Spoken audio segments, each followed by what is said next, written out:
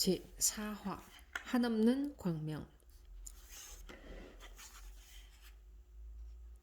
열의 명호품 사제품 열의 광명 각품. 목을 바꿔 끼우다 구나발타라. 호북성 중부의 남쪽으로 치우친 곳에 있는 강릉은 장강의 연안에 있는 도시로서 옛날에는 형주라고 불렸으며 중국의 남북 교통의 요지였다. 5세기 중엽 이 형주 지방을 지배하고 있던 이는 남초왕 의선이었다. 의선은 불교 신자로서 신론섬에서 멀리 중국으로 건너간 구나발타라를 위해 신사의 승방을 증축하여 그를 묻게 한 뒤 번역 사업을 추진시켰다. 구나발타라는 여기서 과거, 현재, 인과경 등 많은 경전을 번역하였다.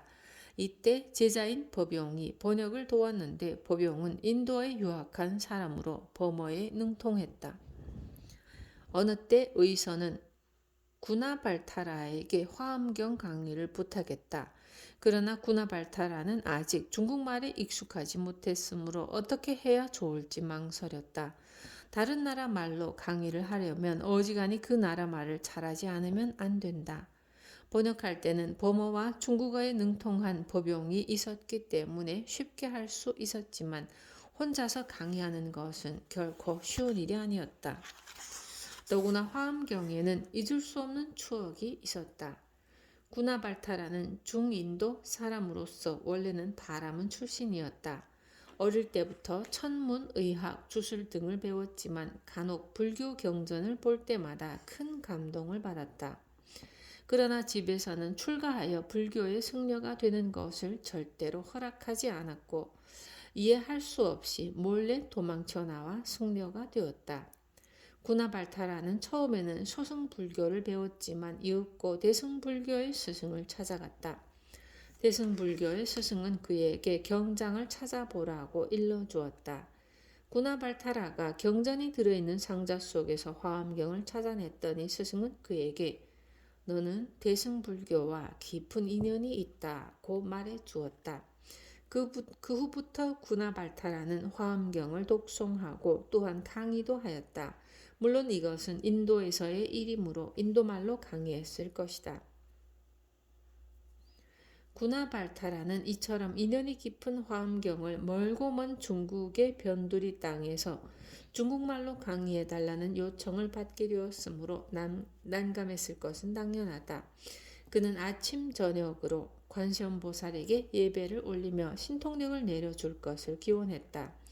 관세음보살은 화엄경 입법계품에 등장하는 보살이다. 입법계품에는 선제 동자가 보타락가산 서쪽 바위 계곡의 금강보석에 앉아 계시는 관세음보살에게 가르침을 청하는 이야기가 실려있다. 구나발타라는 그 중에서 관세음보살이 모든 중생이 만일 나를 생각하고 나의 이름을 부르고 나의 몸을 본다면 일체의 모든 두려움을 면하게 되기를 소원합니다. 라고 설하고 있는 것을 문득 생각해내었다. 관세음보살을 생각하고 그 이름을 외우면 관세음보살은 중생들의 모든 두려움이나 걱정을 덜어준다는 것에 생각이 미쳤던 것이다. 구나발타라는 열심히 기도를 계속했다. 어느 날 밤 꿈에 한 사람이 나타났다. 그는 흰 옷을 입고 칼을 들었으며 사람의 머리를 껴안고 있었다.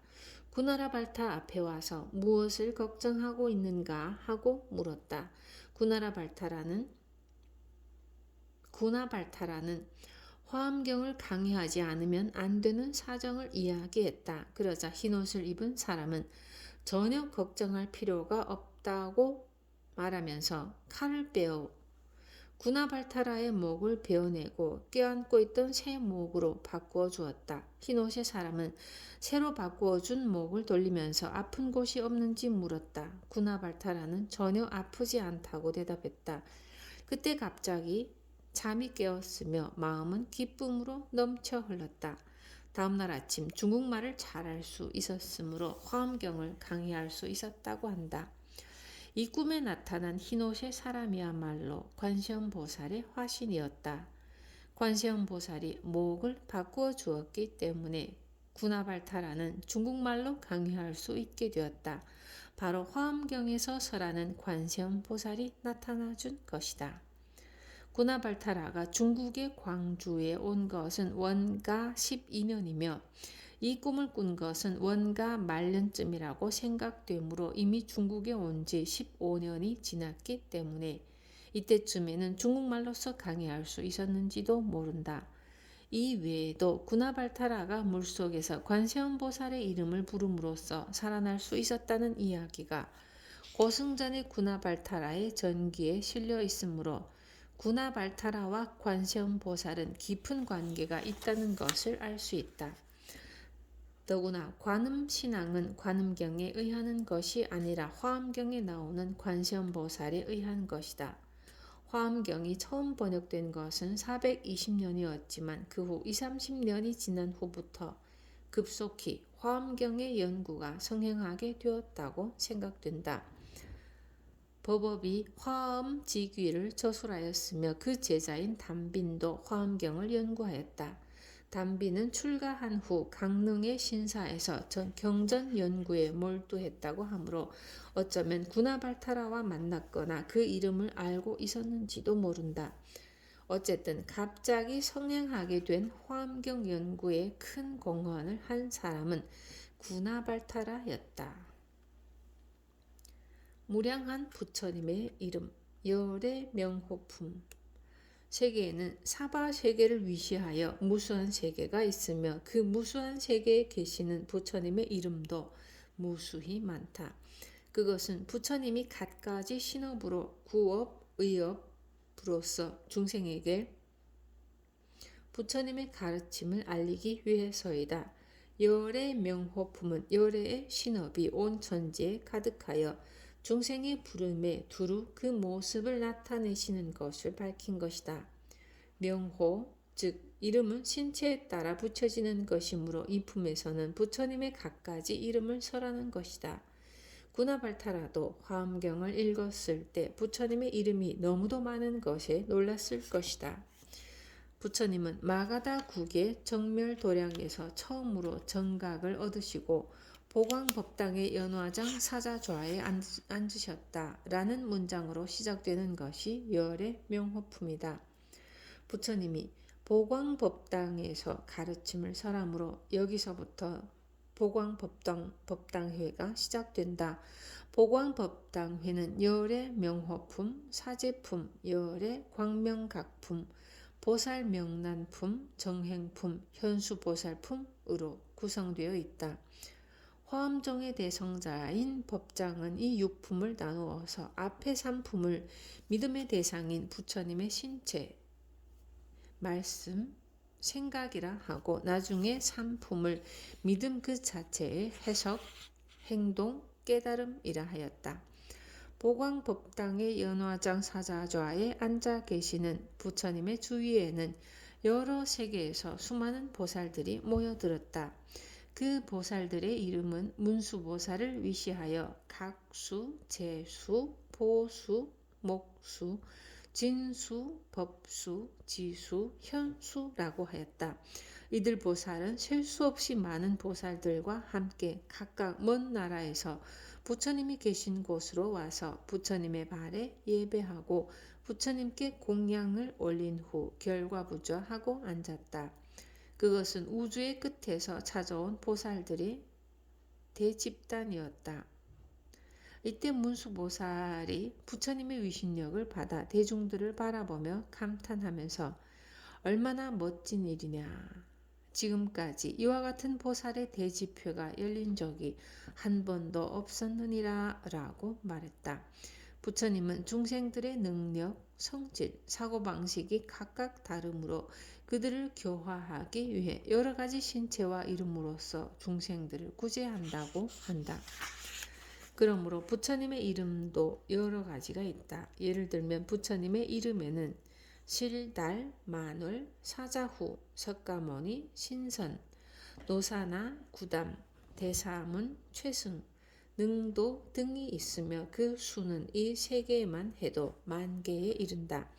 그런데 이 사바세계에는 선호국, 난양국, 불회국 등 무수한 나라가 있고 이들 세계의 동서남북에도 각각 무수한 세계가 있으며 그 각각의 세계의 부처님 이름도 셀 수 없을 정도로 많다고 한다. 그러면 어째서 나라와 장소가 다르면 부처님의 이름도 다른 것일까? 열의 명호품의 마지막은 다음과 같은 말로 끝을 맺고 있다.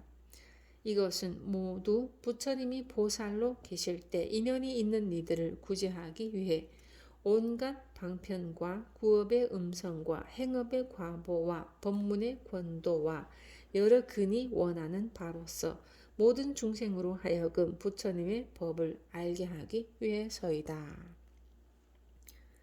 부처님이 아직 수행 중의 보살이었을 때 중생 제도의 인연으로 여러 종류의 사람들을 구제하기 위해 갖가지 방편으로 사용하여 여러 가지 설법을 하고 모습을 변화시켜 가면서 중생의 능력에 맞게 부처님의 가르침을 알리려고 했기 때문에 부처님의 이름에도 갖가지 명칭이 있다는 것이다.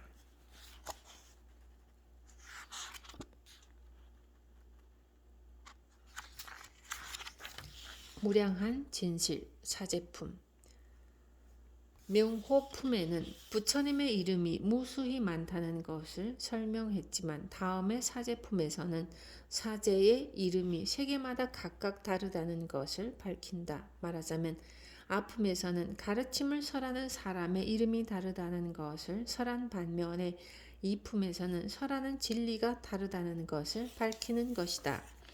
부처님이 깨달음을 얻어 최초로 설한 가르침이 사제와 팔정도이다. 사제란 네 가지의 성스러운 진리라는 의미로서 사성제라고도 하며 고제, 집제, 멸제, 도제를 말한다. 여기서 제란 진리 혹은 진실이라는 뜻이다. 고제란 인생은 고통이라고 하는 진리, 집제란 고통의 원인은 무명에 있다고 하는 진리, 멸제란 번뇌를 소멸시킨 이상의 경지를 나타내는 진리, 도제란 멸제라고 하는 이상의 경지가 도달하기 위해서는 어떤 방법으로 수행해야 하는가를 밝힌 것이다. 다시 말하면 고제는 고통으로 가득 찬 현실의 인생이고 집제는 어리석은 모습의 근거를 나타내는 것이기 때문에 고제와 집제는 범부의 유전의 모습, 소위 어리석은 실상을 설명한 것이다. 이것에 반해 이상의 경지, 즉 깨달음의 세계에 이르는 수단과 방법을 설한 것이 멸제와 도제로서 이것은 깨달음의 모습을 설명한 것이다. 이 사제에 수많은 이름이 있다는 것을 설한 것이 사제품이며 그 설법자는 문수보살이다. 먼저 이 사바세계에서는 고제를 가리켜 해, 변이, 경계, 취, 자, 의근, 불실, 옹, 동몽행이라고 한다. 이 가운데서 먼저 변이라고 하는 것은 자신이 애착을 가지거나 집착하고 있는 것이 변화되고 파멸되어 가는 것을 말하며 취란 생로병사 등의 사고, 팔고가 모여있기 때문에 취라고 부르는 것이다. 다음에 의근이란 고통으로 인해 모든 악이 생기는 것을 말하는 것으로서 근이란 고통이란 의미이다. 이것을 혹은 육근 등의 감각기관에 의해서 고통이 생긴다고 이해해도 좋을 것이다. 옹이란 악성 종양을 말하는 것으로서 인간은 이것이 생기면 괴로워함으로 고제를 나타내게 된다. 마지막으로 동몽행이란 어린아이처럼 무지한 행동을 말하는 것으로서 이것도 고통을 가져오는 것이다. 사바 세계의 사바란 산스크리트어 사하의 음을 따서 읽은 것으로서 참고 견딘다는 뜻인데 번역말로는 인토, 가민토 등으로 표기한다. 이것은 현실 세계를 말하는 것으로서 이 세계에 살고 있는 우리들은 온갖 고통을 참고 견디지 않으면 안 되므로 사바라고 부르는 것이다. 고제를 나타내는 10가지 말은 인토의 괴로움을 잘 나타내고 있다. 앞에서 설명한 구나발타라도 인도에서 멀리 떨어진 광주로 와서 거기서 다시 건강이나 형주로 유랑을 계속했으므로 이 세상은 참고 견뎌야만 할 땅이라는 것을 몸으로 체험했음이 틀림없다. 집제는 화, 능괴, 수의, 각, 방편, 결정, 망, 염, 순중생, 전도근이라 부른다. 어느 것이나 고통의 원인을 나타내는 말이다. 다음 멸제는 무장애, 이구정, 적정, 무상, 불사, 무소유, 인연단, 멸, 진실, 자연주라 부른다. 모든 깨달음의 경지와 번뇌의 소멸을 나타내는 말이 열거되어 있다. 도제의 다른 이름은 일승, 취적정, 인도, 구극, 희망, 상불리, 능사담, 지비취, 성인수행, 선인행, 십장 등이다. 이들 10가지 이름은 깨달음에 이르는 방법을 나타낸 것이다. 이 가운데 능사담이란 짊어진 짐을 버린다는 의미이다. 사바 세계에 사는 우리들은 언제 내릴지 모르는 짐을 지고 죽을 때까지 살아가지 않으면 안 되는 것이다. 유명한 독구가와 이에야스의 유훈에도 인간의 일생은 무거운 짐을 지고 먼 길을 가는 것과 같다.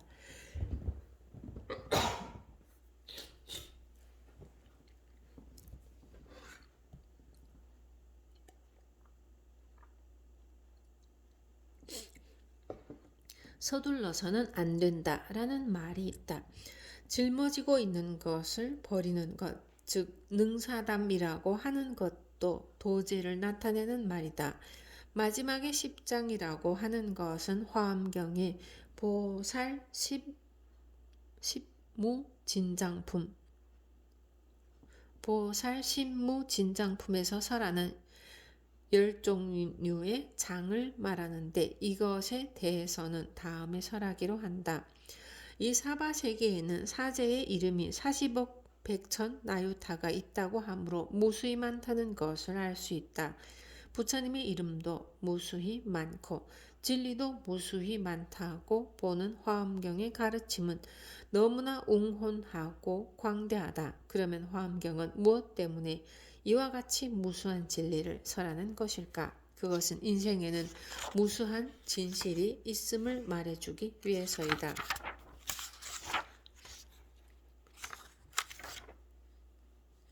괴로운 것도 진실이요. 마음이 평안한 것도 진실. 행복을 찾으려고 노력하는 것도 진실. 살아가는 것도 진실. 모두가 진실이 아닌 것이 없기 때문이다.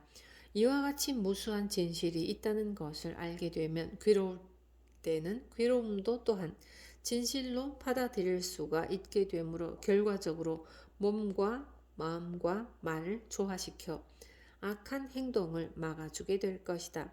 사제품에서 설하는 온갖 진실한 말들은 그 인생 행로 그 자체를 나타내고 있다. 이 무수하게 설한 진실한 말이 있기 때문에 마음이 안락하고 풍부하게 될 수 있으며 이 사바세계에서 괴로움에 견딜 수도 있게 되는 것이다. 사바세계에 많은 사제의 명칭이 있는 것처럼 동방에 있는 밀훈세계, 남방의 최용세계, 서방의 이고세계, 북방의 진실경세계 등 무수한 세계에도 무량한 사제의 명칭이 있다. 광명이 무량함. 부처님의 명호와 사제의 명칭이 무량하다는 것을 설한 경전은 이어 부처님의 광명이 무량함을 설한다. 그것이 열의 광명 각품이다.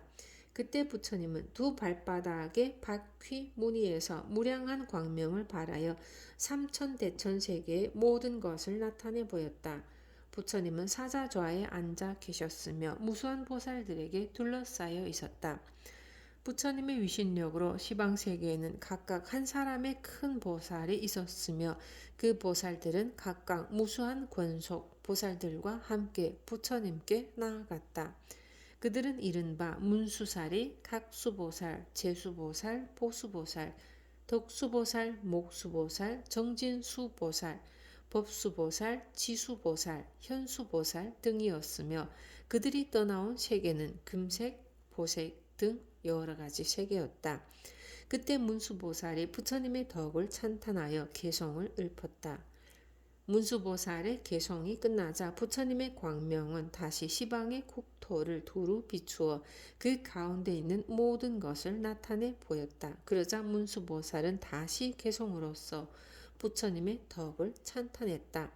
이것을 몇 번이고 되풀이하면서 부처님의 광명은 무한한 세계를 끝없이 비추었다. 그 개성 가운데 애욕과 온갖 번뇌 모두 떠나서 언제나 계속하는 윤회를 끊고 바른 깨달음으로 모든 법을 알아 한량없는 중생들을 모두 건지네라고 하는 것이 있다. 부처님은 애착과 번뇌를 끊어버리고 생사의 윤회함이 없이 진실을 깨달아 한량없는 중생을 구제한다고 한다. 또한 부처님은 상호로서 된 것이 아니라 아무런 형상도 없는 정멸한 법으로서 모든 묘한 경계를 두루 갖추어 교화할 상대에 따라 나타나시네라는 개성도 있다. 얼굴이나 형상으로서 부처님이라 하는 것이 아니라 진짜 부처님은 정멸한 법이다. 더구나 형상이 없는 부처님이기 때문에 모든 것을 갖출 수가 있으며 중생의 모든 소원하는 바에 응하여 어떠한 모습으로든 그 몸을 나타낼 수 있는 것이다. 부처님은 무엇 때문에 중생의 부름에 응하여 그 모습을 나타내지 않으면 안 되는 것일까? 그것은 중생이 고통의 바다에 빠져 있기 때문이다. 저 괴로워하는 중생들이 외롭고 슬퍼하며 보호받지 못하고 언제나 온갖 악의 구렁텅이에 빠져 있어 삼독이 불꽃처럼 맹렬히 타며 구원할 리도 없는 무간 속에서 밤낮으로 언제나 불에 탈 때 맹세코 그들의 고통을 들어주나니 이것이 곧 부처님의 경계네. 사바세계에서 고통받는 중생들은 전혀 의지할 곳도 없이 홀로 외롭게 살아가지 않으면 안 된다. 더구나 구원해 주거나 보호해 줄 사람은 아무도 없다. 오직 혼자서 지옥이나 악의 세계에 떨어져 괴로워하지 않으면 안 된다. 또한 탐내고 성내고 어리석다고 하는 삼독이 마음속에 불타오르고 있으며 구제받지 못하고 밤낮으로 불에 타는 고통을 받고 있다. 이 중생의 고통을 보고 구제하려고 하는 것이 부처님의 경계인 것이다. 지혜로운 부처님은 이 고통을 보고 그들을 위해 법의 다리를 마련하고 대비로서 법을 설하시니 이것이 곧 부처님의 경계네. 이와 같이 부처님은 중생의 고통을 보고 법의 다리, 즉 피안에 이르는 가르침의 다리를 설치하여 대비심으로써 가르침을 설하는 것이다. 그러면 우리들은 어떠한 방법으로 깨달음의 세계로 향하는 것이 좋을까? 처음으로 부처님께 공양한 이후 인욕하는 법을 즐겨 행하고 깊은 선정에 들어 진실한 법의 이치를 관찰하였네. 모든 일체 중생들로 하여금 환희심을 가지고 부처님께로 향하게 하나니 보살들은 이런 법을 잘 행함으로써 위없는 도를 이루네. 이 개성과 같이 실천하면 최고의 깨달음에 이를 수가 있다. 먼저 부처님을 공양하지 않으면 안 된다. 화엄경을 강의한 구나발타라는 항상 향로를 가지고 다녔으며 아직 한 번도 그만둔 적이 없다. 고 하는 것처럼 언제나 향로를 가지고 다니면서 부처님을 공양하였다. 다음은 인욕하는 법을 즐겨 행한다고 하는데 구나발타라도 인욕행을 닦았던 것이다. 신론섬에서 중국의 광주로 항해하는 도중에 해풍은 멎고 배에 실었던 물은 동이나 어떻게 해야 할지를 몰랐다. 선원도 선객도 그대로 해상에서 죽기를 기다릴 수밖에 없었다. 그때 구나발타라는 모두에게 마음을 하나로 모아 온 힘을 다하여 시방의 부처님의 이름을 생각하고 관세음 보살을 불러야 한다고 격려했다. 관세음 보살의 이름을 부르자 갑자기 바람이 불기 시작하고 짙은 구름이 피어올라 비가 내렸다. 참으로 구사일생으로 살아나게 된 것이다. 구나발타라는 중국에 도착한 이후로 어려움은 이루 말할 수 없이 계속되었다. 그러나 인욕행에 철저했기 때문에 번역 사업도 완수할 수 있었던 것이다. 다시 깊은 선정에 들어 진실한 법의 이치를 관찰하는 것은 당연한 것이다. 때때로 구나발타라가 신통력을 발휘할 수 있었던 것도 선정으로 단련되어 있었기 때문이다. 깊은 선정은 길을 통일하고 길을 밖으로 내보낼 수 있게 된다. 그가 보여준 초능력은 바로 그 결과였던 것이다. 문수보살의 열애의 무한한 광명을 찬탄한 것으로 이 열애 광명 각품은 끝난다. 열애 명호품, 사제품, 열애 광명 각품에 의해 부처님의 명호, 부처님의 설한 지식, 부처님의 광명이 무변무량하다는 것을 알았다. 바꾸어 말하면 부처님의 신업, 구업, 의업이 참으로 무량하다는 것을 안 것이다. 부처님도 무량하고 진실도 무량하고 광명도 무량한 법계야말로 화엄경에서 설하는 체계이다.